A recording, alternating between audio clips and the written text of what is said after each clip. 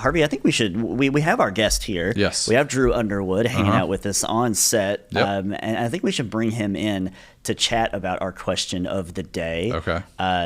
Drew, thanks for being here. How would you answer our question today? What's an aircraft that you wish you could pilot? I just got asked that the other day. I think probably for me, I really love Bert Rutan's creations. So it's a canard style, so it has like a little wing on the front nose, and even though those have been around for quite some time, it still looks like something out of the future. They're very sporty, they're very fast. Yeah. I would love to own one day. I don't know if I'll get to that point, but they're fun little aircraft. We've had one fly in Capital City, and it was just really neat to get to see it in person instead of looking at them online all day long. So. Yeah. So you all knew, I know you guys have, and we'll get into Aviation Day here in just a second, in Capital City Airport. You all do great work there. But I'm guessing when you get like the flight pattern and the flight sort of plan that somebody's coming, like the Well, a lot of those are general aviation, so we don't really kind of know when those are coming in. That's what I was going to say, like when it lands, we get surprised. Yeah, we're like surprised. They're just in the area. They're like, hey, we need to land kind of thing. Yeah, right? just passing through. And so some of those transient planes, we really get to see some unique aircraft that you wouldn't get to see elsewhere. That's very cool. I imagine there's sort of a buzz in the office or in the tower when something like that comes in. You're like, ooh, look at that. We haven't seen one of those before. Yeah, our guys are clamoring to get out to the ramp to take pictures and ask questions. So it's not uncommon for sure. Okay, and folks can chime in with whatever answers they have there on our question today on Facebook or the text line, like we mentioned. But Drew Underwood is the airport manager over at the Capital City Airport, and we're talking about lots of things that you guys have going on. But first, let's talk a little bit about the details of 2025's Aviation Day. Right, it's September 20th. Yeah, that's it. So we do this every other year. It takes a lot of planning, unfortunately, a lot of finances to get an event like this going, but we're really excited to be bringing it back this year, looking at even bigger and greater event than what we had last time. So we're expanding quite a bit. It's going to be on hopefully a beautiful Saturday. We'll have an air show, a lot of other components, car show. We're having a children's entrepreneur market, so an opportunity for young entrepreneurs to come out and do some really creative stuff. And so it's really just an opportunity to get the community together, but to really help highlight what an asset Capital City Airport and all general aviation airports are for their local community. Absolutely. And folks at home are seeing a little promo reel that you put together, right? Yeah. So I just had a little bit of fun with this and just some highlights from the previous event. And again, we're just really looking forward to an awesome event for 2025. Yeah, and the footage looks great, and if anybody's never been to an Aviation Day before, lots of folks come out, and you always get a great turnout, I feel like, and people are usually really, really excited to leading up to it, and lots of really cool things for people to see and take part in and learn about aviation. Right? Yeah, absolutely. We had thousands of people come out at our last event. I'm looking at that to grow significantly this year. And really, as big as an event as this is, it's really just a springboard for things to come. Oh, yeah. Yeah, you guys have lots of different developments and things happening over at the Capital City Airport. I know you guys regularly host school groups, right, for tours? Yeah, we do. And we've kind of added an extra component to all of that. So DreamFlight Charities, they're helping us organize this year's event. And they've kind of taken over a wing of the Department of Aviation there, and we have mobile flight simulators.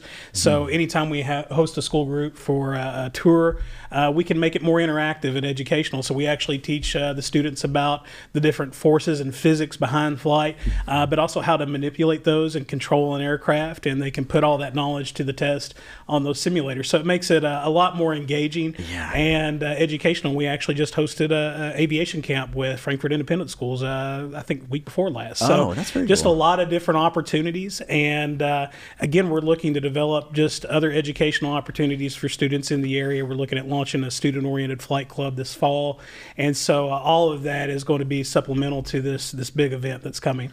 I think that's such a cool opportunity for kids who are interested in aviation at that age to dive in like that. Folks always, I feel like kids are always think aviation is cool, right? It's just a concept. But do you think that sort of proliferation of like, drones and like the affordability of people to kind of get into starting to learn how things fly has helped like grow interest and people being more into it? Yeah, absolutely. There are different aspects of aviation that do come a little cheaper, like drones. And one of the things we like to highlight is just the other opportunities within the industry as well. So obviously, the first thing we think of when we think of aviation is sitting in a 747 or something like that. Right.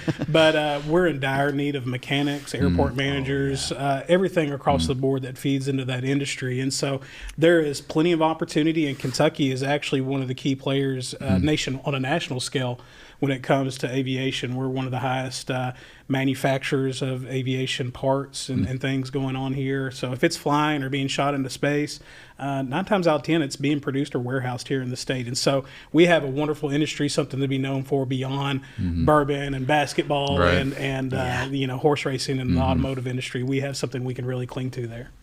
Go ahead. Well, I'm sorry. If folks don't kind of know, they see the planes flying, but like what kind of traffic do you guys get at the, not like volume, but like what types of planes come in? What type, what do people use Capital City Airport for?